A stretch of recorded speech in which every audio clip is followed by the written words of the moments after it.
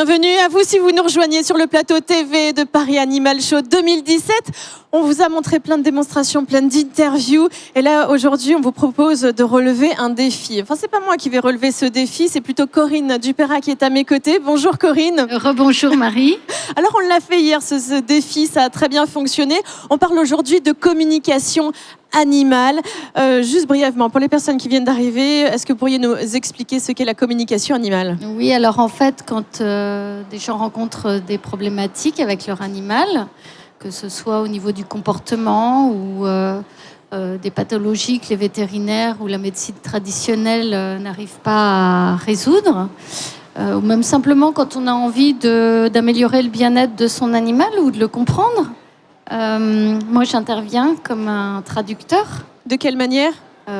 Par des ressentis, des images que je reçois, des émotions, des sons, des pensées.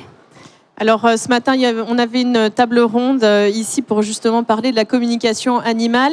Et c'est vrai qu'il y avait ce qui se rapprochait le plus de la communication animale, c'était médiation avec animal. Oui, ou même la télépathie, même si tous ces mots sont un peu réducteurs et que ce serait un peu un mélange de tout ça. Oui, c'est en fait tout ce qui est qu'on n'explique pas de manière scientifique. Alors le défi que vous avez à relever, c'est de communiquer avec les animaux que certaines personnes vous ont présentés via des images que l'organisation du salon vous a envoyées. Par Facebook, il y a quelques semaines, on a envoyé un petit message en disant « Si vous voulez que Corinne Dupérat entre en communication avec votre animal, envoyez-nous une photo de votre animal et posez une question. » Alors, vous avez reçu ces photos avec cette question. Et aujourd'hui, votre défi, ça va être de faire un compte-rendu. Oui, alors en fait, j'ai fait les communications avec ces animaux chez moi, au calme, tranquille, parce que ça peut prendre entre une demi-heure et 1 heure, donc oui, vous ne pouvez pas le faire. Ici, c'est difficile de se concentrer quand même. On y arrive, mais c'est peut-être pas aussi précis. Oui. Et là, je vais livrer aux propriétaires ce que leur animal avait envie de leur dire. D'accord, alors on va découvrir la première photo d'un de ces animaux. Ah non, c'était pas celui-là. C'est les photos qu'on va voir. Voilà. Alors, c'est quoi ? C'est un Doberman, ça. Un Doberman qui s'appelle... Alors, c'est Milou. Milou, d'accord. Et sa propriétaire, c'est... Qui s'appelle ? Est-ce que vous pouvez la nommer ? Il s'agit de Fanny. Fanny. Bienvenue à vous, Fanny. Alors... Pour que tout le monde soit bien d'accord, parce que ce que vous allez entendre est assez bluffant. Vous ne connaissez pas Corinne. Corinne ne vous connaît pas. Vous n'êtes à aucun moment rentrés en contact verbal ensemble, ni par téléphone. Vous ne vous êtes pas vus juste avant cette émission. Vous ne vous connaissez pas. C'est l'organisation qui vous a envoyé l'image et la question de Fanny, mais vous connaissez plein de choses maintenant et vous allez nous les livrer. Est-ce que vous êtes prête, Fanny ? Et je le préviens aussi le public parce que quand on parle de communication animale, l'animal en fait transmet des choses liées à l'humain et des fois traduit des choses qui sont sensibles. Donc est-ce que vous êtes bien préparés à entendre ce que votre animal, Milou, a bien voulu vous dire ? Ah bah oui, avec plaisir. Alors on y va, Corinne. Alors apparemment, il y avait chez Milou une problématique qui était qu'il grogne et qu'il aboie quand il est puni pour une bêtise. Et donc, qu'est-ce qu'il veut dire ? Alors, je ne perçois pas ça comme une agressivité, parce que c'est vraiment quand, par exemple, je vais regarder la télé, c'est comme s'il me demandait mon attention. Maintenant, est-ce que je dois lui répondre ou pas D'accord. N'en dites pas trop. Okay.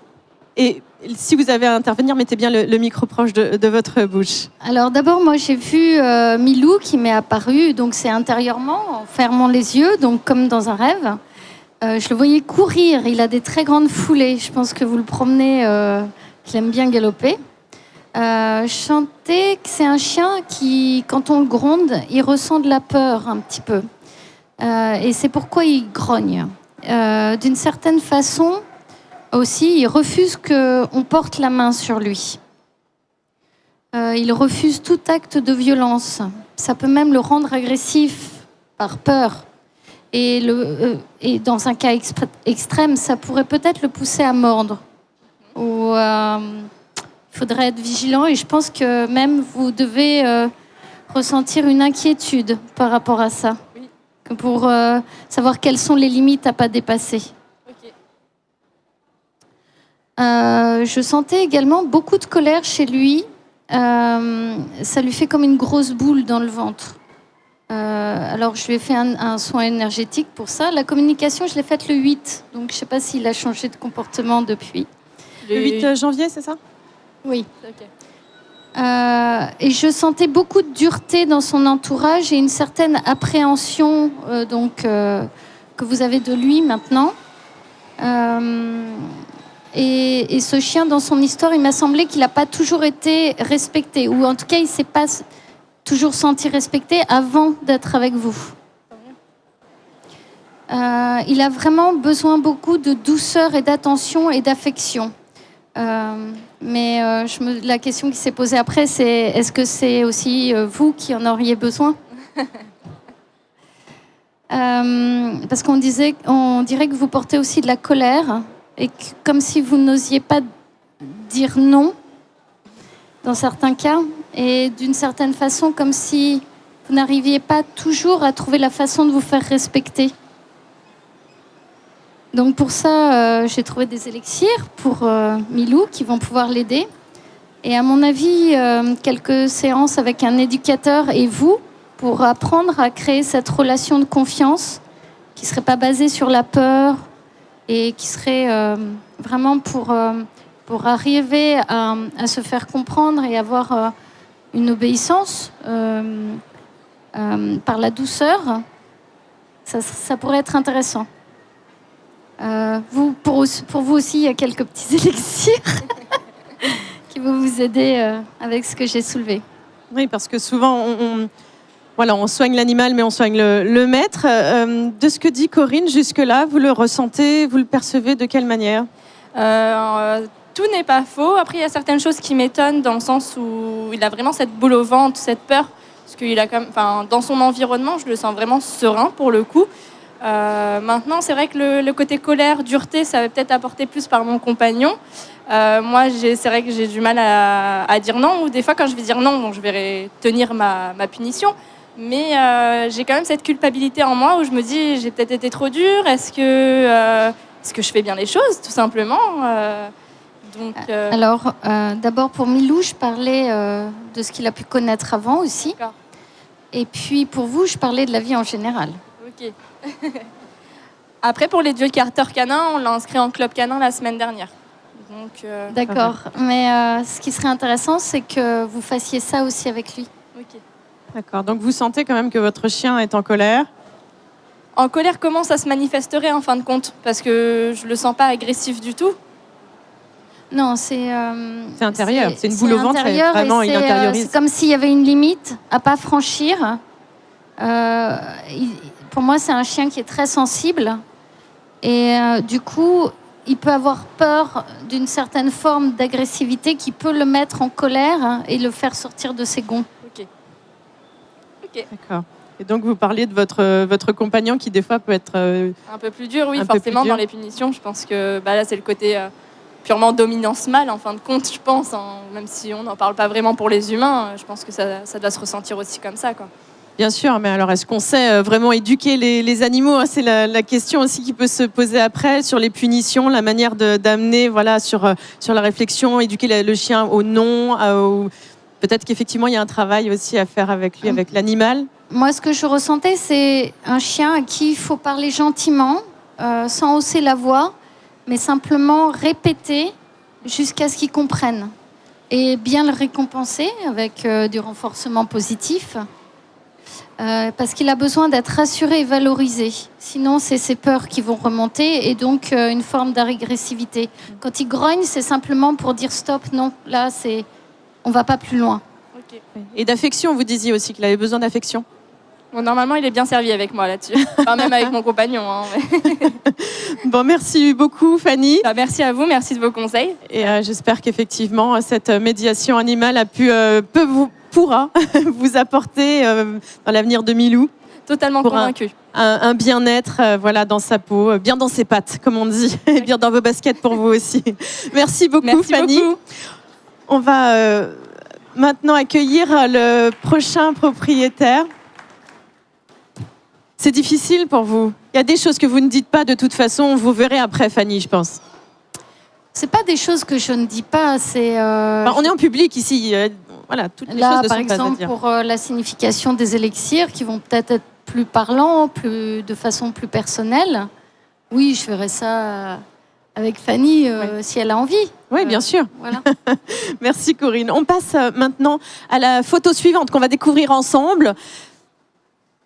Alors, un petit Jack Russell. Comment se prénomme ce Jack Russell? Alors, il s'agit de Euphie. Euphie, et sa propriétaire va venir nous rejoindre. Bonjour et bienvenue. Asseyez-vous, installez-vous, je vous en prie. Comment vous prénommez-vous? Sarah. Bonjour Sarah, bienvenue. Pour quelle question vous avez posée quand vous avez envoyé la photo de votre chien? Alors, j'ai pas de questions particulières en fait à vous poser. Je voudrais juste savoir, ma chienne vivait avec moi à Paris avant. Et elle est partie vivre à la campagne avec mon père. Je pense lui avoir offert le meilleur. Je voulais juste savoir si je m'étais trompée ou pas. D'accord, n'en dites pas plus. Euphie me paraissait un petit peu perdue et ça la stresse un petit peu de ce changement. Elle doit être un petit peu agitée ou avoir tendance à faire des bêtises, grignoter, manger des trucs, parfois voler. Parfois. En fait, il m'a semblé qu'elle ne comprenait pas très bien la situation et pourquoi vous l'aviez confiée à son père, à votre père. Pardon. Donc, je lui ai expliqué que c'est... Alors, je ne sais pas si c'est le cas, mais que vous n'aviez pas la possibilité de vous en occuper comme il fallait à Paris et que vous aviez pensé, du coup, qu'elle serait mieux à la campagne. J'avais la possibilité de m'en occuper comme il fallait, mais c'est vrai que dans tous les cas, pour moi, un chien, c'est mieux dans un... Enfin, s'il peut courir dans un espace vert tous les jours que d'être à Paris tenu, Donc, quoi. Loin, vous trouviez que c'est mieux que par rapport à être proche de sa maîtresse? Alors, c'est une chienne familiale. Elle a été élevée dans la famille, elle n'avait été élevée qu'avec moi. Donc, dans tous les cas, mon père était avec elle depuis le départ. En fait, elle m'a dit qu'elle comprenait, mais qu'elle était quand même assez triste parce qu'elle est très attachée à vous. Et ce qu'elle disait, c'est qu'elle avait envie d'avoir de vos nouvelles et de vous voir plus souvent. Et parce qu'avec votre père, elle n'a pas la même relation. Elle aime ce qu'elle aime, c'est en fait la relation affective féminine qu'elle avait avec vous. Les câlins, elle en a peut-être un petit peu moins, enfin pas de la même façon en tout cas avec votre père. Mais en tout cas, ce qu'elle aime avec votre père, c'est elle aime bien jouer et se promener. Donc ça, vraiment, c'était une bonne chose. Et manger. Moi, je la voyais tirer sur sa laisse pour aller courir plus loin, mais en fait, je pense pas que ce soit une bonne idée pour l'instant de la laisser aller à sa guilde parce qu'elle me semble assez distraite et elle pourrait partir à la chasse sans savoir trop bien comment rentrer après. Ce que j'ai ressenti, c'est qu'une idée qu'on pourrait faire, c'est lui donner un doudou, en fait, quelque chose à vous, un vieux pull ou un truc avec votre odeur. Comme ça, elle aurait l'impression de vous avoir avec vous un petit peu, comme on fait avec les enfants. Ça la tranquilliserait et le manque affectif serait moins important. Il y avait aussi l'idée qu'il fallait que vous arrêtiez de culpabiliser. Parce que ça, Euphie le ressent et ça rajoute à son stress.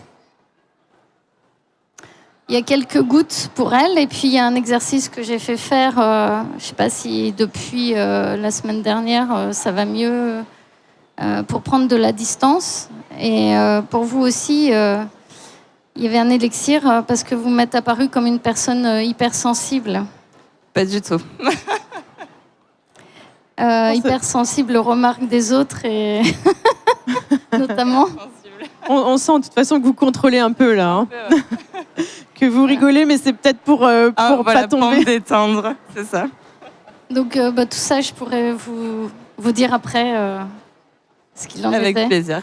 D'accord. Qu'est-ce que vous pensez de ce que vient de dire Corinne à propos de Phi? Alors, je trouve ça très intéressant. Franchement, j'avoue que j'étais très stressée à l'idée de savoir ce qu'il allait se dire. Je trouve ça vraiment très, très intéressant.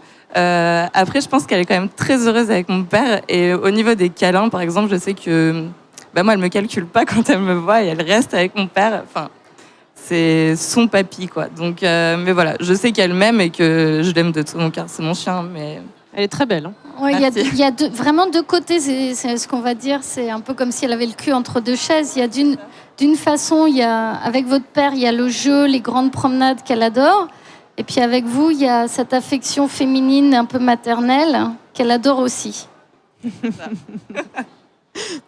Très bien, merci beaucoup d'être Merci à venu vous. jusqu'à là.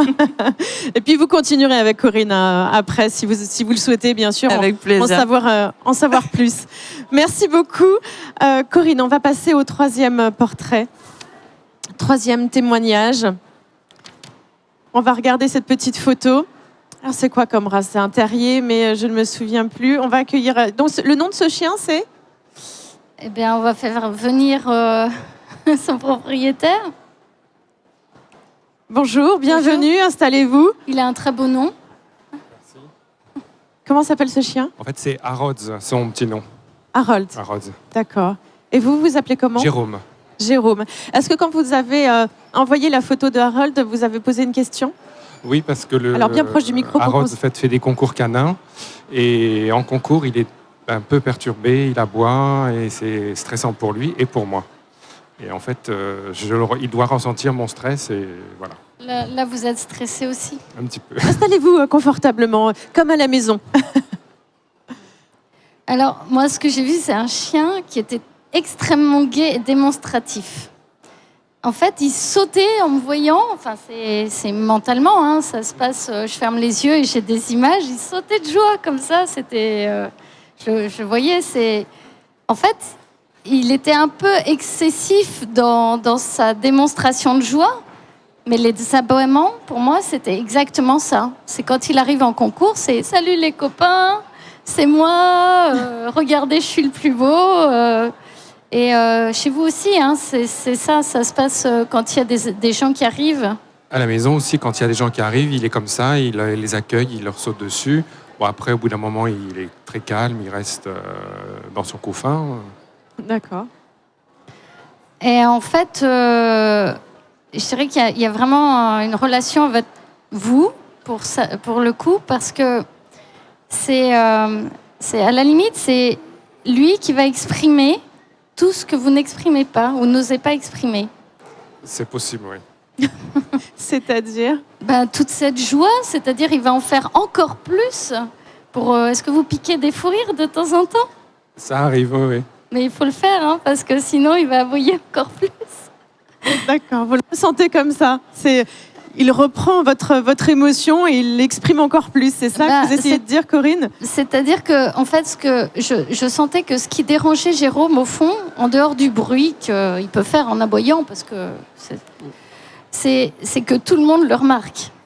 Tout le monde le remarque et des fois, c'est pas toujours très bon d'avoir un chien Trop bruyant expressif. ou expressif et un autre chien plus calme. Le choix est difficile entre les deux après. Et c'est vrai que ça peut être dommage et pénalisant par moment. Et il m'a semblé que ça vous gênait, en fait, qu'on puisse exprimer ses sentiments devant tout le monde et aussi fort.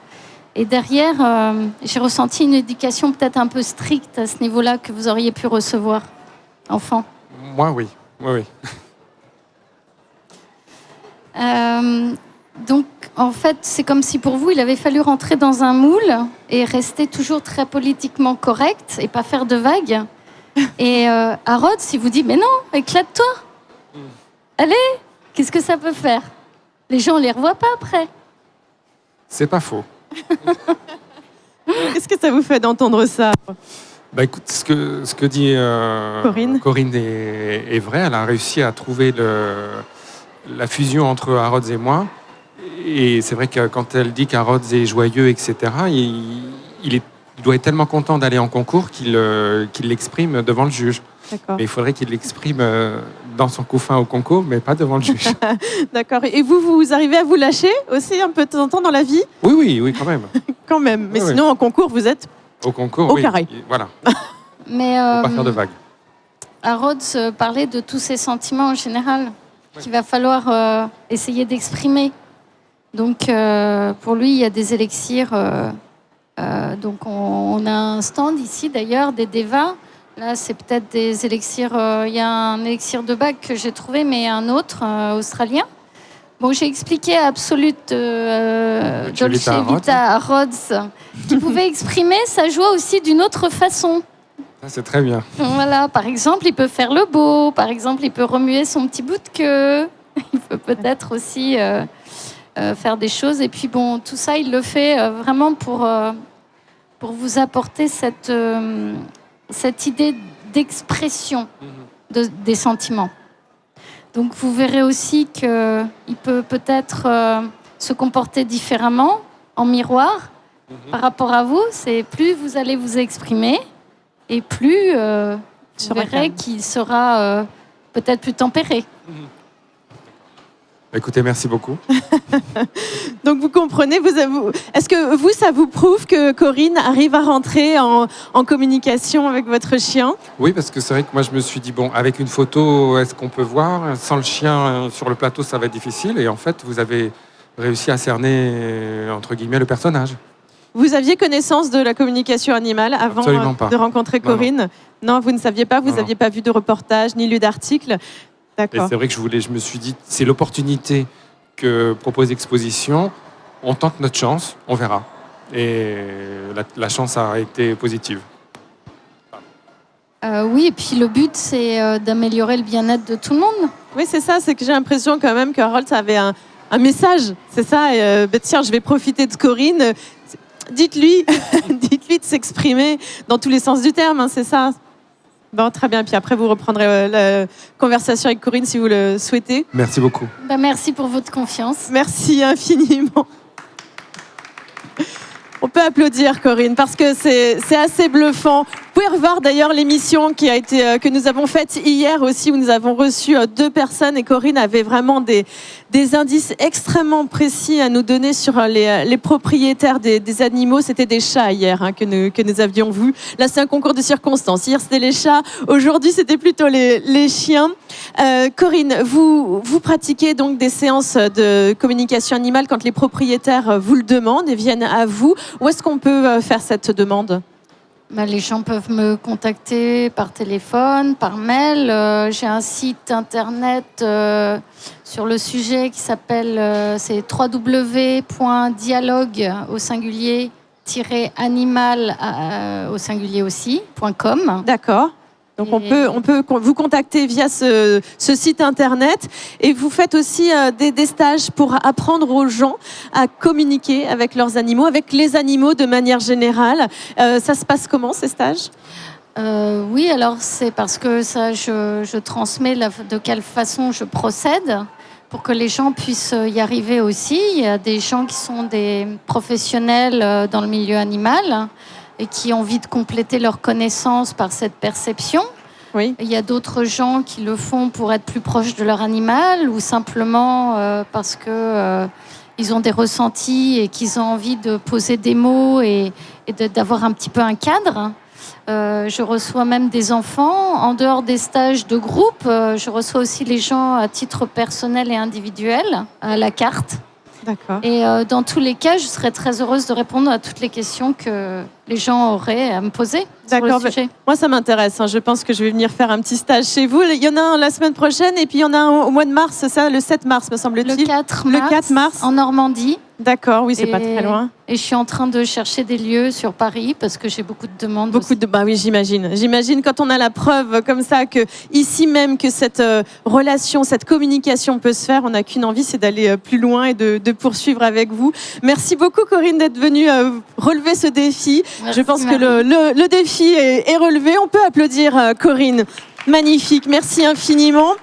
Sachez que nous avons réalisé ici plusieurs émissions sur la communication animale que vous pouvez retrouver sur YouTube via le site internet de Paris Animal Show. Merci beaucoup et à très vite pour de nouvelles émissions.